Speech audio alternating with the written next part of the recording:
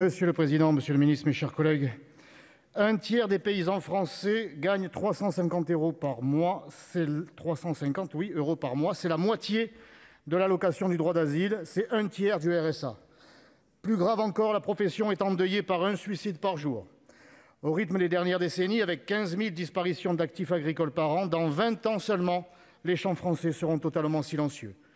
La loi Égalim de 2018 n'a pas enrayé la baisse de leur rémunération, malgré une augmentation constante des prix, mais en supermarché. Dans un tel contexte, comment redonner envie à notre jeunesse de reprendre une ferme ou de s'installer ? Depuis plusieurs décennies, l'agriculture familiale, enracinée, protectrice de la terre et du pays, a été sacrifiée au profit des grands groupes industriels.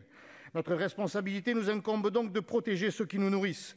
La transparence totale du coût d'achat de la matière agricole par l'industriel sur chaque produit alimentaire doit être rétablie, tout comme ce texte souhaite imposer l'indication du pays d'origine pour les produits agricoles et alimentaires. Je soutiens cette nécessité et je voterai ce texte, quel que soit son format, même si je l'espère le plus ambitieux possible. Nous devons notamment aller plus loin en interdisant l'usage abusif du drapeau français sur les produits alimentaires et agricoles non nationaux. J'entends déjà de votre part, monsieur le ministre, que ce serait contraire au droit européen en matière d'étiquetage des produits alimentaires. Et c'est là que le bât blesse. Vous n'avez pas changé de priorité. En préférant la construction de l'utopie européiste, vous détruisez la réalité de la paysannerie française. Nous avons beau légiférer aujourd'hui au Sénat, il n'y a qu'une seule politique agricole aujourd'hui, c'est la PAC, la politique anti-agricole commune qui perfuse nos paysans devenus dépendants de leurs bourreaux. En vérité, les paysans ne veulent pas vivre d'aide publique, mais d'une juste rémunération pour leur immense et si précieux travail.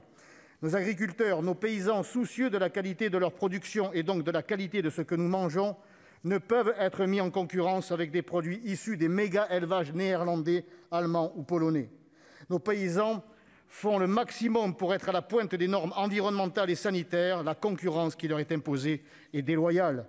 Monsieur le ministre, vous avez par ailleurs tout mon soutien contre ce que vous appelez l'écologie de l'injonction qui nous enferme dans l'équation erronée et masochiste agriculteur-pollueur. Les paysans vivent de la nature, ils ne sauraient la saccager. Je tiens à dire combien les perspectives d'avenir en matière européenne sont contraires à la protection des paysans de France. La dernière étude du Centre commun de recherche de la Commission européenne prévoit des conséquences catastrophiques à la mise en œuvre du pacte vert européen. Diminution de la production, augmentation des prix, baisse des revenus, perte de la souveraineté alimentaire. Ce pacte, issu de l'idéologie des talibans verdoyants, met à mal tous les efforts contenus dans notre texte de loi. Tant que nous, représentants des terroirs français, n'aurons pas retrouvé notre pleine capacité à faire appliquer ce que nous votons, spécialement sur ce point capital de l'agriculture, nos textes resteront lettre morte.